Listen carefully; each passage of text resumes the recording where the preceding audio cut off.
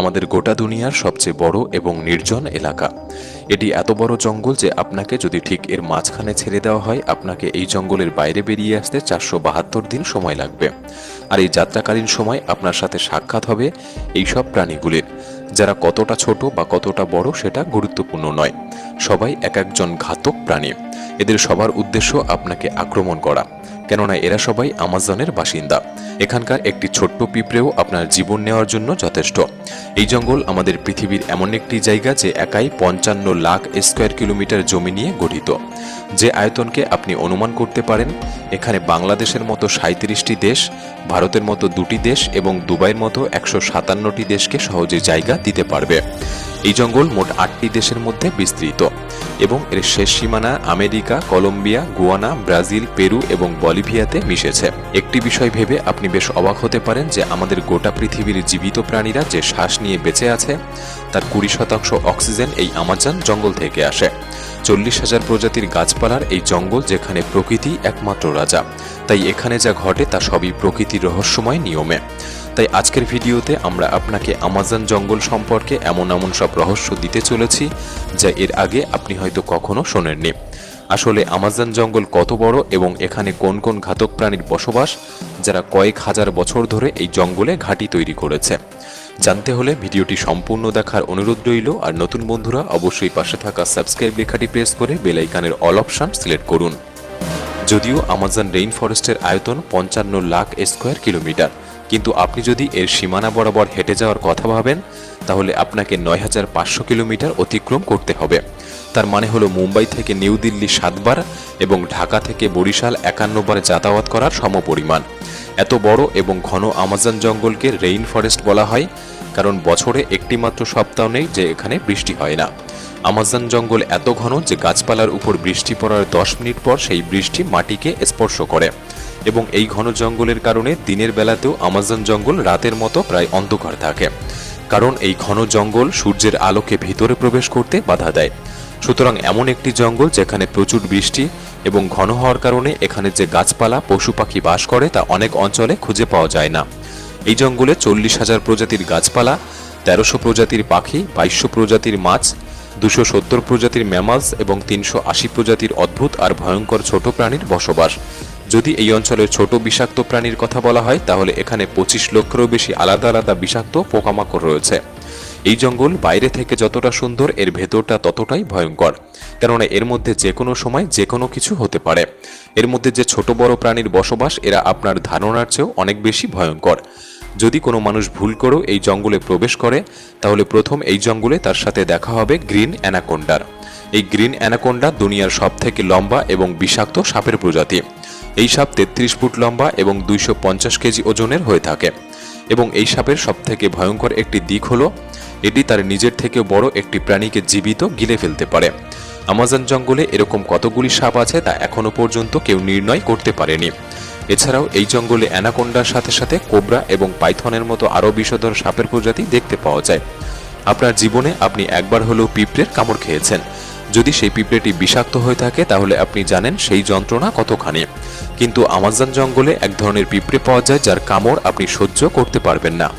Bullet ant নামে এক ধরনের পিঁপড়ে যা আমাজন জঙ্গলে পাওয়া যায় এবং এগুলি তার শরীরের মধ্যে বিষধর বিষ লুকিয়ে রাখে।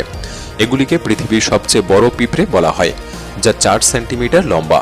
কোনো কারণবশত এই পিঁপড়ে যদি কোনো মানুষকে কামড় দেয় তাহলে সেই মানুষটি প্রচুর যন্ত্রণা ভোগ করবে এবং সে মানুষটি মারাও যেতে পারে। বুলেট অ্যান্ট এই কারণে বলা হয় যে আজ পর্যন্ত যতগুলি মানুষ এর কামড় খেয়েছে তারা এই পিঁপড়ের কামড়কে বন্দুকের গুলির সাথে তুলনা করেছে, যেন মনে হয় ক্ষত স্থানে একটি বন্দুকের গুলি লেগেছে। হাজারো মাইল লম্বা এই জঙ্গলে পৃথিবীর দ্বিতীয় বৃহত্তম নদী এবং জলের স্রোত অনুসারে পৃথিবীর প্রথম বৃহত্তম নদীর অবস্থান। এটি হলো আমাজন নদী। এই নদীর দৈর্ঘ্য 6840 কিলোমিটার। গোটা আমাজন জঙ্গলে সারা বছর ধরে যতটা বৃষ্টি হয় সেই জল এই নদীর মাধ্যমে সমুদ্রে গিয়ে মেশে। মোটামুটি 329 ফিট গভীর এই নদীতে বাস করে পৃথিবীর সবচেয়ে ভয়ঙ্কর হাজারো হাজারো কুমির, যারা তাদের খিদে মেটানোর জন্য যে কোনো পরিস্থিতিতে যেতে পারে। আপনি জানলে অবাক হবেন, আমাজন নদীতে 1 সেকেন্ডে 2,19,000 কিউবিক মিটার জল অতিবাহিত হয়। আর এই জলের পরিমাণ আপনি একটি অনুমানের সাথে করতে পারেন যে পৃথিবীর সবচেয়ে বড় swimming pool city star শামুল Sheikh, যা ইজিপ্টে অবস্থিত, এই পুল আমাজন থেকে অতিবাহিত জল দ্বারা মাত্র 1 সেকেন্ডে পূরণ করা যেতে পারে। আমাজন নদী থেকে যতটা জল অতিবাহিত হয়ে সমুদ্রে মেশে, এই জলের পরিমাণ আপনি পৃথিবীর আরও 40টি নদীর জলের সাথে তুলনা করতে পারেন, যার মানে একটি নদীর জল 40টি নদীর সমান। আমাজন নদীতে মনুষ্য জগতের অনুপস্থিতির কারণে এখানে বেশ কিছু রেয়ার প্রজাতির প্রাণী দেখা যায়, যার মধ্যে সবচেয়ে বিশেষ পিঙ্ক ডলফিন। মোটামুটি 9 ফুট লম্বা এবং 200 কেজি ওজনের এই ডলফিনগুলি অন্য সব ডলফিনের থেকে দ্রুতগতি সম্পন্ন এবং এদের বুদ্ধি অন্যদের থেকে বেশি হয়ে থাকে, কারণ এদের মস্তিষ্ক অনেক বুদ্ধিসম্পন্ন হয়ে থাকে। যদিও সমস্ত ডলফিন মানুষের সাথে সহজেই মিশে যেতে পারে, তবে আমাজন নদীর এই প্রাণীগুলি মানুষের উপর আক্রমণও করে থাকে।